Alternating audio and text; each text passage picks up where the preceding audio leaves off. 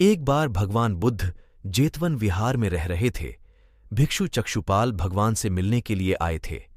उनके आगमन के साथ उनकी दिनचर्या, व्यवहार और गुणों की चर्चा भी हुई। भिक्षु चक्षुपाल अंधे थे। एक दिन विहार के कुछ भिक्षुओं ने कुछ मरे हुए कीड़ों को चक्षुपाल की कुटी के बाहर पाया और उन्होंने चक्षुपाल की निंदा करनी शुरू कर दी कि उन्होंने इन जीवित प्राणियों की हत्या की। भगवान बुद्ध ने निंदा कर रहे उन भिक्षुओं को बुलाया और पूछा कि क्या तुमने भिक्षु को कीड़े मारते हुए देखा है? उन्होंने उत्तर दिया, नहीं।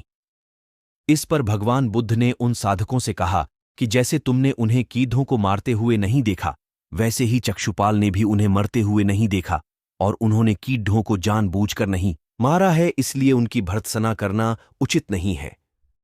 भिक्षुओं ने इसके बाद पूछा कि चक्षुपाल अंधे क्यों हैं? उन्होंने इस जन्म में अथवा पिछले जन्म में क्या पाप किए?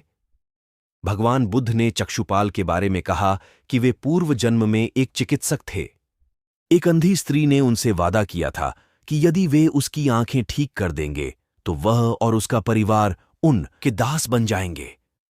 स्त्री की आंखें ठीक हो गईं, पर उसने दासी बनने के भय से यह मानने से इनकार कर दिया। चिकित्सक को तो पता था कि उस स्त्री की आंखें ठीक हो गई हैं। वह झूठ बोल रही है। उसे सबक सिखाने के लिए या बदला लेने के लिए चक्षुपाल ने दूसरी दवा दी। उस दवा से महिला फिर अंधी हो गई। वह कितना ही रोई पीटी, लेकिन चक्षुपाल जरा भी नहीं पसीजा। इस पाप के फलस्वरूप अगले जन्म में चिकित्सक को अंधा बनना पड़ा। एक बार भगवान बुद्ध अपने अनुयायियों के साथ किसी गांव में उपदेश देने जा रहे थे। उस गांव से पूर्व ही मार्ग में उन लोगों को जगह जगह बहुत सारे गड्ढे खुदे हुए मिले। बुद्ध के एक शिष्य ने उन गड्ढों को देखकर जिज्ञासा प्रकट की, आखिर इस तरह गड्ढे का खुदे होने का तात्पर्य क्या है? बुद्ध बोले, पानी की तलाश में किसी व्यक्ति ने इतने गड्ढे खोदे हैं। यदि वह धैर्यपूर्वक एक ही स्थान पर गड्ढे खोदता तो उसे पानी अवश्य मिल जाता, पर वह थोड़ी देर गड्ढा खोदता और पानी न मिलने पर दूसरा गड्ढा खोदना शुरू कर देता। व्यक्ति को परिश्रम करने के साथ धैर्य भी रखना चाहिए। एक बार भगवान बुद्ध भिक्षा के लिए एक किसान के यहां पहुंचे। तथागत को भिक्षा के लिए आया देखकर किसान उपेक्षा से बोला, श्रमण, मैं हल जोतता हूं और तब खाता हूं।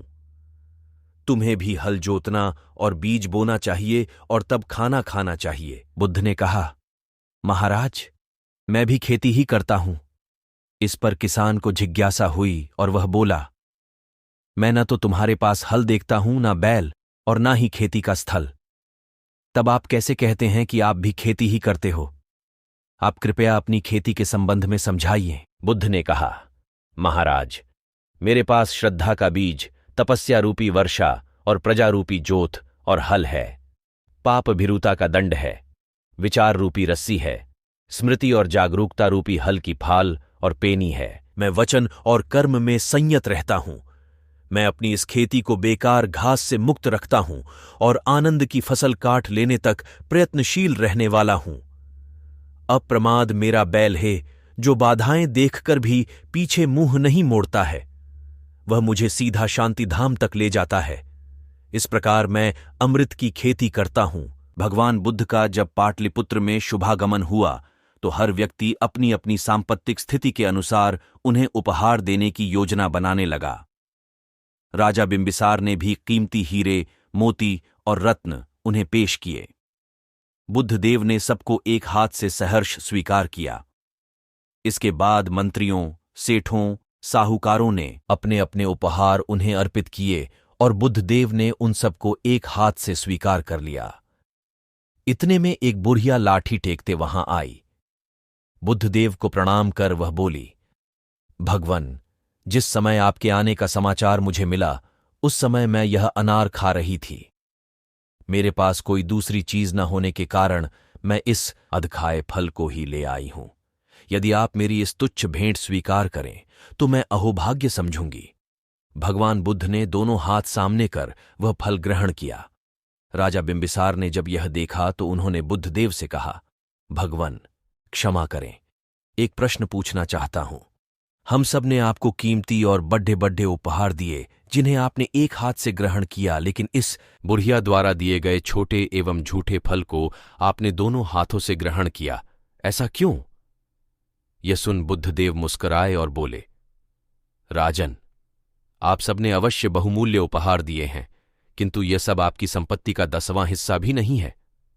आपने यह दान दीनों और गरीबों की भलाई के लिए नहीं किया है, इसलिए आपका यह दान सात्विक दान की श्रेणी में नहीं आ सकता। इसके विपरीत इस बुढ़िया ने अपने मुंह का कौर ही मुझे दे डाला है। भले ही यह बुढ़िया निर्धन है, लेकिन इसे संपत्ति की कोई लालसा नहीं है। यही कारण है कि इसका दान मैंने खुले हृदय से दोनों हाथों से स्वीकार किया है।